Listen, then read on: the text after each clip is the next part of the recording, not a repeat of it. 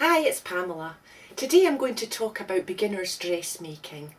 When we start, one of the most difficult things for beginners is choosing a pattern.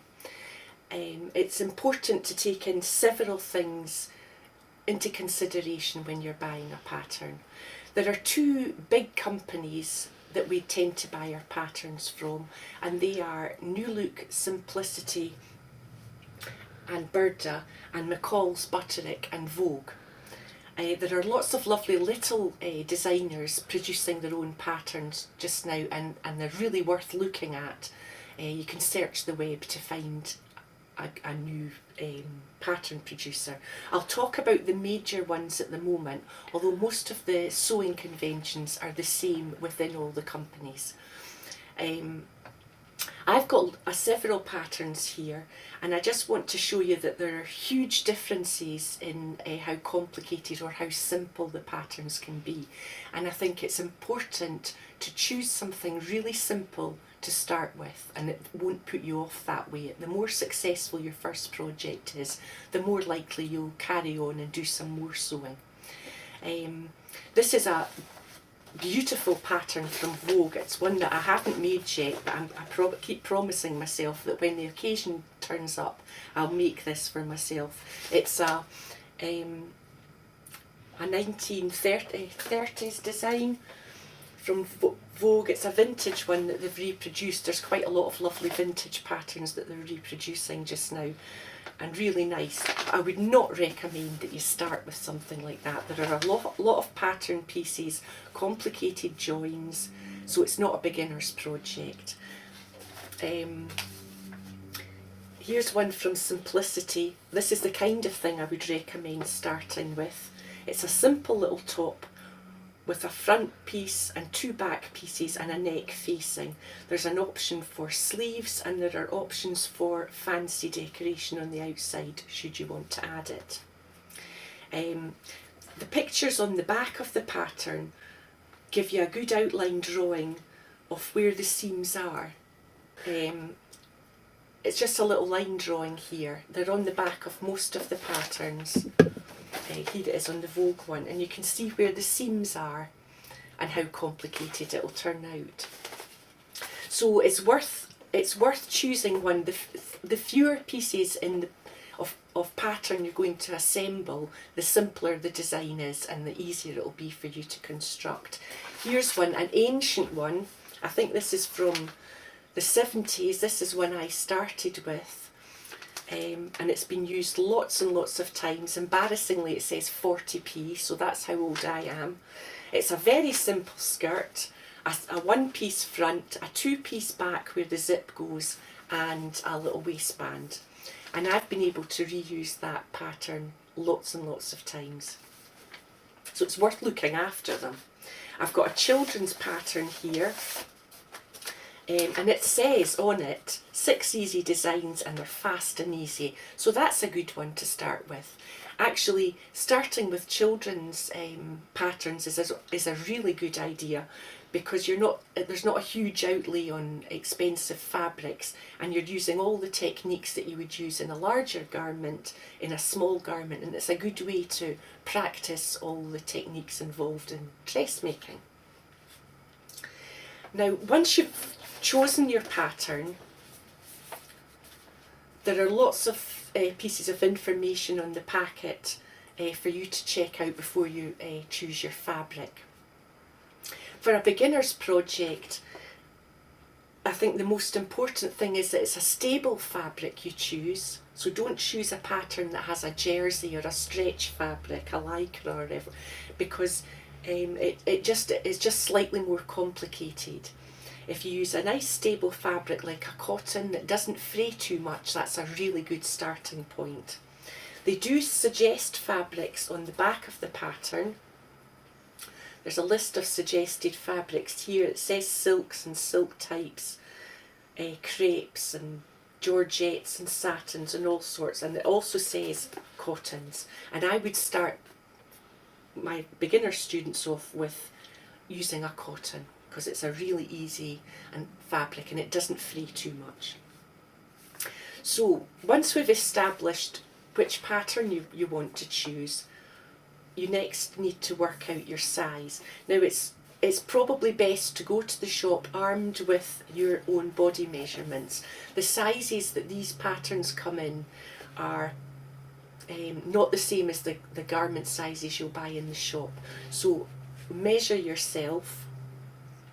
For a top you'll need the bust and the waist size. If it's a longer top you may also need your hip size. If you're doing a skirt you'll need your waist, your hip and an idea of the length of skirt you want. For the children's it tends to be, if you're going to start with the children, I would just go by the age size and see how it turns out. It's going to be a smaller investment with the smaller amounts of fabric. But this is the one we're going to look at today. So check your body measurements against the sizes on this. It's, as I say, it's not the same size as you would be buying in the shops. And underneath that, it tells us how much fabric we need for each view of the pattern. Now I've selected A because I want the little cap sleeve. I'm not going to bother with the rosettes as a beginner project, but a cap sleeve and a little darted top. So A, at this side of the pattern it tells us the imperial measurements, and on this side it gives us the metric measurements. Now in the UK shops we're buying in metric. In America we tend to be using inches.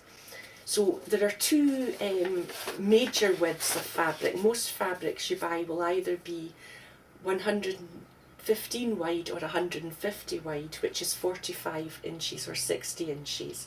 And you're measuring down and across to get the amount you need for your size in the view that you want.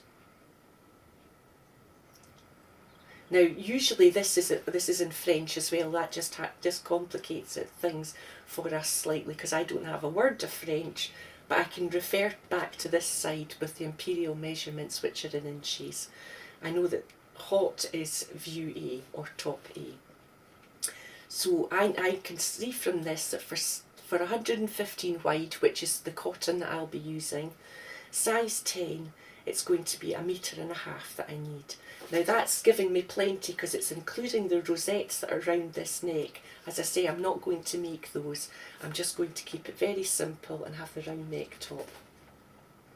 So I know that I need 1.5 meters of the 115 wide fabric, or I need 1.30 meters of the 150 centimetre wide fabric. It also tells us here notions. And the notions are all the extra things that you need to complete your garment.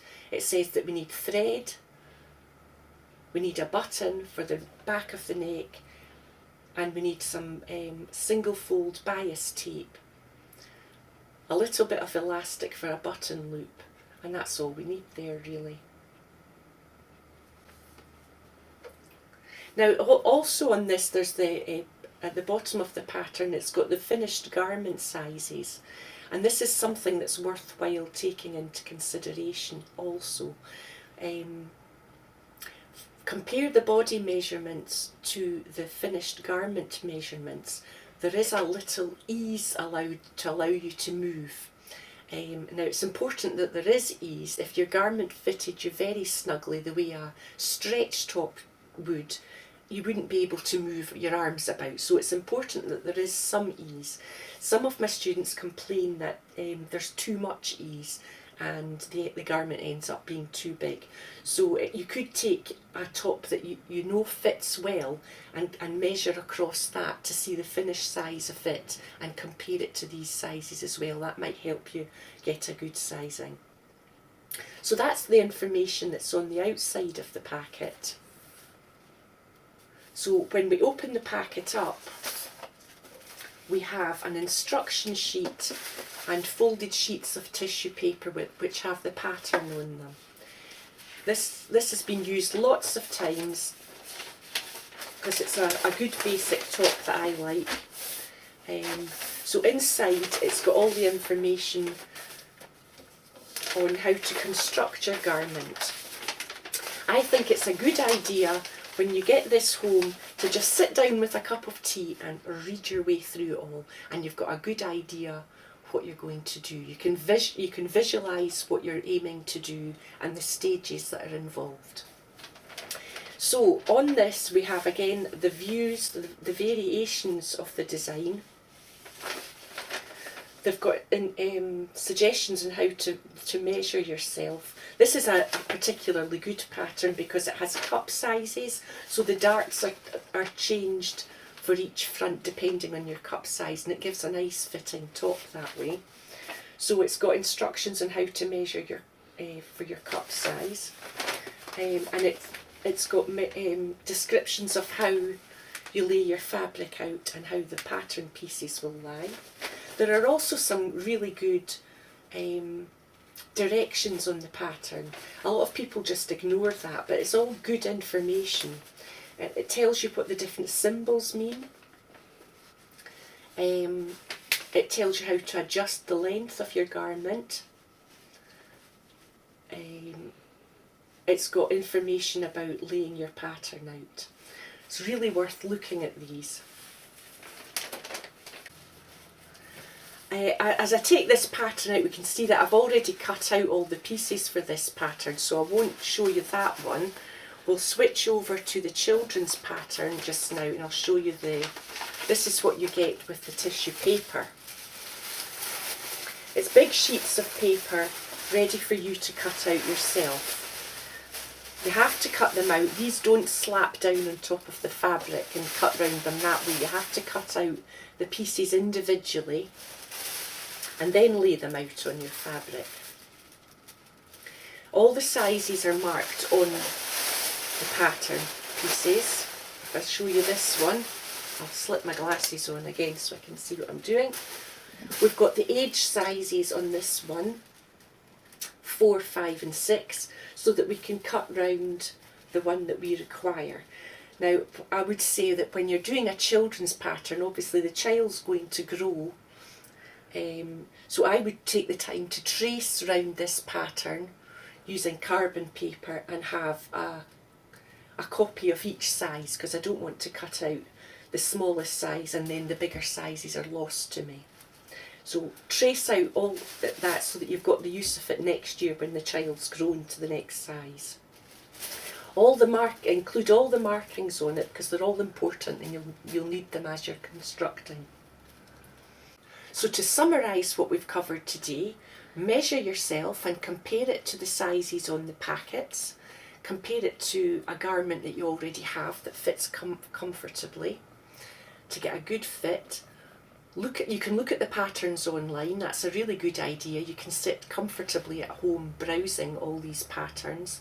But do go to the shop, do go to a fabric shop and get the benefit of the advice of the staff there. They tend to be dressmakers and they have a lot of experience, and it's a great idea to feel the fabric and look at the colours. If you buy fabric online, you're not quite sure what you're going to get. It's worthwhile feeling the fabrics and seeing the colours as they really are. Take your pattern home and make sure you read right through. Enjoy the process and pick up some tips from the patterns before you even start. Next time I come back, I will be cutting out a pattern in preparation for sewing. Good luck with the first stage.